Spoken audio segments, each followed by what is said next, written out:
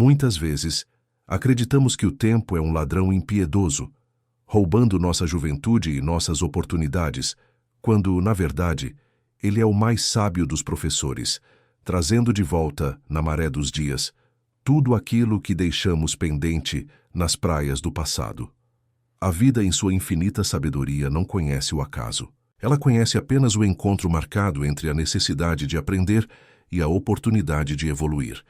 Se inscreva no canal e ative o sininho para não perder nenhuma história de luz e evolução. Ricardo observava a cidade de São Paulo do alto do 30º andar de sua torre de vidro e aço. O ar-condicionado mantinha a sala em uma temperatura artificialmente fria, isolando-o do calor humano e do caos das ruas lá embaixo. Ele era um homem de linhas retas, pragmático, cuja vida era desenhada com a precisão de um projeto arquitetônico onde não havia espaço para erros e muito menos para sentimentos que não pudessem ser quantificados em planilhas de lucros. Aos 42 anos, Ricardo possuía tudo o que a sociedade materialista aplaudia: prestígio, contas bancárias robustas e uma solidão tão vasta quanto o horizonte que ele contemplava. No entanto, nos últimos meses, um vazio existencial, uma espécie de eco oco no peito, vinha lhe tirando o sono. Era como se, no silêncio de seu apartamento luxuoso, ele pudesse ouvir o som de algo que havia esquecido, algo vital que ele não conseguia nomear. Ele atribuía isso ao estresse. Afinal, estava prestes a fechar o maior negócio de sua carreira, a construção do Complexo Solaris. Havia apenas um obstáculo: um velho casarão caindo aos pedaços em um terreno valioso, cujos proprietários se recusavam a vender. É apenas uma questão de preço, Dr. Ricardo, disse seu assistente entrando na sala com papéis urgentes. Todo mundo tem um preço. A mulher que administra o lugar é teimosa, mas o dinheiro vai falar mais alto. Ricardo assentiu, ajeitando a gravata de seda.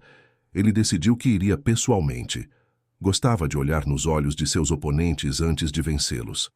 Pegou as chaves do carro importado e dirigiu até a periferia, onde o asfalto cedia lugar a ruas de paralelepípedos e árvores antigas que insistiam em sobreviver ao progresso. Ao estacionar em frente ao recanto das acácias, Ricardo sentiu um arrepio percorrer sua espinha, uma sensação elétrica que não tinha lógica.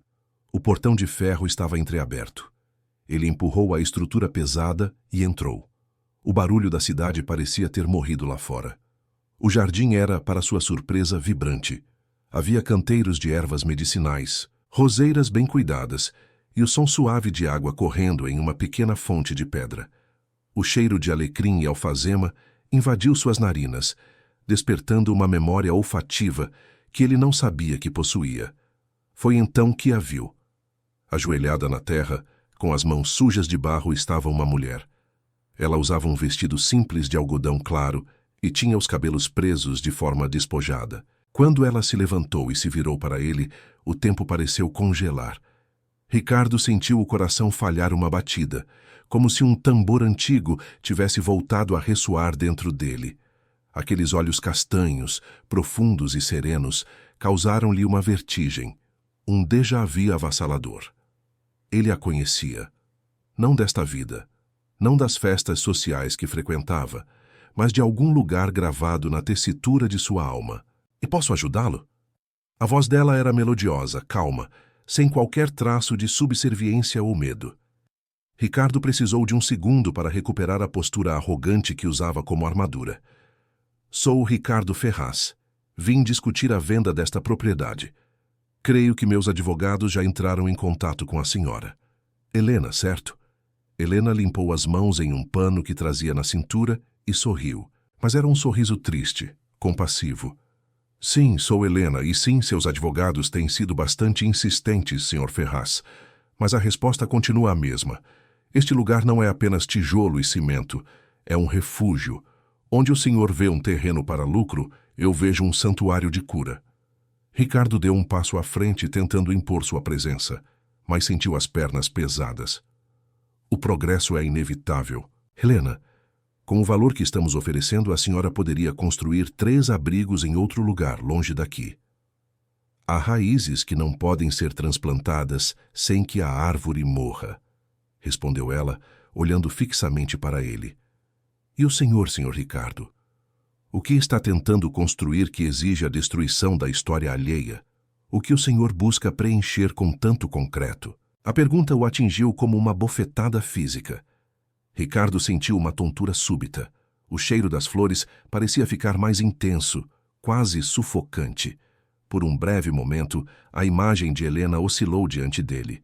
Ele não viu a mulher simples de vestido de algodão, mas um vulto chorando aos pés de uma escadaria de mármore, enquanto ele, vestido com roupas de época, lhe virava as costas com frieza. A visão durou fração de segundos, mas foi suficiente para fazê-lo recuar, pálido. Eu voltarei com os documentos judiciais, gaguejou ele, fugindo daquela sensação opressora, retornando apressado para a segurança estéril de seu carro. Naquela noite, o sono de Ricardo foi povoado por pesadelos. Ele sonhou com lama, com o som de rodas de carruagem estalando sobre pedras e com a sensação agoniante de ter cometido um erro irreparável. Acordou suando frio no meio da madrugada. A lei do retorno, muitas vezes sutil, começava a bater em sua porta, não como castigo, mas como um convite urgente à reforma íntima. Nas semanas seguintes, uma batalha silenciosa se travou. Ricardo usou sua influência para acelerar a desapropriação, movido por uma raiva que, no fundo, era medo. Medo do que Helena despertava nele. No entanto, quanto mais ele atacava o recanto das acácias, mais sua saúde declinava. Dores de cabeça lancinantes começaram a minar sua concentração. Sua visão ficava turva em momentos aleatórios. Numa tarde chuvosa de terça-feira, a provação chegou. Ricardo estava em seu escritório, com a caneta em punho para assinar a ordem de despejo final que usaria força policial para retirar Helena e as crianças que ela atendia. O trovão lá fora fez as vidraças tremerem. Ao tocar o papel, uma dor aguda, como um raio, atravessou sua cabeça. O mundo girou violentamente. A escuridão engoliu sua visão periférica até que tudo se tornou um breu absoluto. Ele tentou gritar, mas a língua parecia pesada. Caiu da cadeira, derrubando a xícara de café caro sobre o tapete persa, mergulhado em um silêncio aterrorizante. Acordou dias depois, ou o que ele imaginava serem dias. Não havia luz, apenas vozes e o bip monótono de aparelhos. O diagnóstico foi inconclusivo. Uma cegueira súbita de origem nervosa, possivelmente reversível, possivelmente permanente. O estresse extremo havia cobrado seu preço. Mas a verdadeira lição começou quando ele recebeu alta. Sem família próxima e com sua vulnerabilidade exposta, os amigos desapareceram. Seus sócios, vendo a fraqueza do líder, iniciaram manobras para afastá-lo da empresa. Sozinho em sua mansão, Ricardo experimentou o sabor amargo do isolamento que sua arrogância havia construído. Ele tinha milhões, mas não tinha quem lhe servisse um copo d'água com afeto genuíno. Foi então que seu motorista, um senhor antigo e leal chamado Sebastião, tomou uma decisão ousada. Sebastião frequentava o centro espírita que funcionava nos fundos do terreno de Helena. Vendo o patrão definhar em depressão e revolta, sugeriu levá-lo a um lugar onde tratavam da alma. Ricardo, quebrado e sem opções, aceitou, sem saber para onde ia. Quando o carro parou e Ricardo sentiu aquele cheiro inconfundível de alecrim e terra molhada, seu coração disparou. Ele sabia onde estava. "Sebastião, me tire daqui!" Ele tentou ordenar, mas sua voz saiu fraca. "Calma, meu filho." A voz não era de Sebastião, era dela, Helena. Ela não sabia que o homem cego e debilitado trazido por Sebastião era o poderoso Ricardo Ferraz, pois ele estava magro, sem a barba feita, usando óculos escuros e roupas simples, irreconhecível em sua fragilidade. Ou talvez, em sua sabedoria espiritual, ela soubesse, mas escolhesse acolher a alma, não o ego.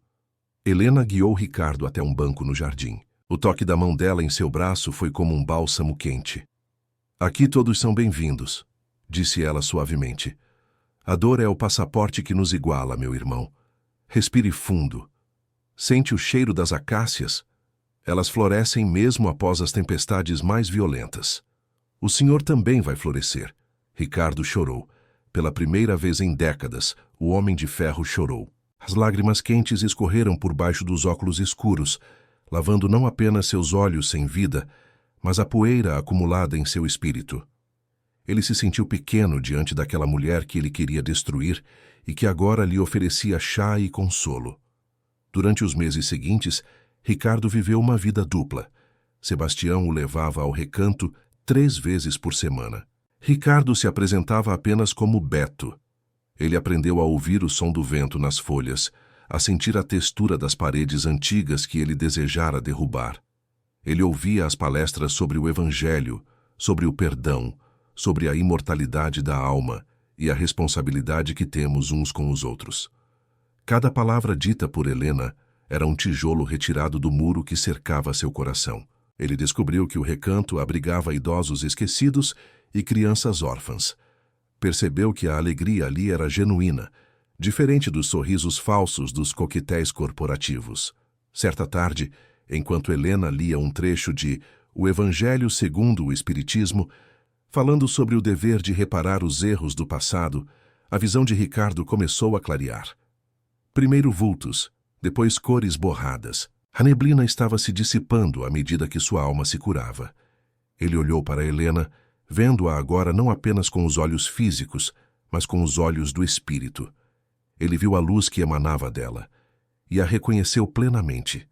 Lembrou-se do sonho, da vida passada, e entendeu que a cegueira foi a misericórdia divina necessária para que ele parasse de olhar para fora e começasse a olhar para dentro. Ele recuperou a visão, mas manteve o segredo por mais alguns dias observando-a, até que a verdade precisou ser dita. Numa manhã de sol, Ricardo chegou ao recanto, não vestido como o Beto, mas como Ricardo, embora sem a arrogância de antes. Ele caminhou até Helena, que regava as plantas. A senhora tinha razão, Helena, disse ele, a voz embargada. Há raízes que não podem ser arrancadas. Helena virou-se, surpresa, e reconheceu o empresário. Por um instante o medo passou pelos olhos dela, temendo o despejo. Senhor Ferraz, o senhor enxerga? Graças a Deus e graças a você, eu enxergo agora. Vejo muito mais do que via antes. Ricardo ajoelhou-se na terra, sem se importar com o terno caro, num gesto de suprema humildade. Eu sou o homem que queria destruir este santuário, mas sou também o homem que foi salvo por ele. Eu vim pedir perdão, não só pelo que tentei fazer nesta vida, mas por todas as lágrimas que eu possa ter causado à sua alma na eternidade. Helena, com a intuição aguçada dos que caminham na luz, sentiu a sinceridade vibrar na aura dele. Ela não precisou de palavras elaboradas. Apenas estendeu a mão e tocou o rosto dele, sorrindo com os olhos marejados. O tempo de errar acabou, Ricardo. Agora é tempo de reconstruir. O perdão é a argamassa que une os mundos. O desfecho daquela história surpreendeu toda a cidade. O projeto Complexos Solares foi cancelado. Em seu lugar, Ricardo projetou e financiou a Vila Fraternidade. O casarão antigo foi restaurado com técnicas que preservaram cada detalhe de sua história, mas ganhou anexos modernos, ambulatórios e salas de aula. Ricardo não apenas reformou o prédio, reformou a si mesmo.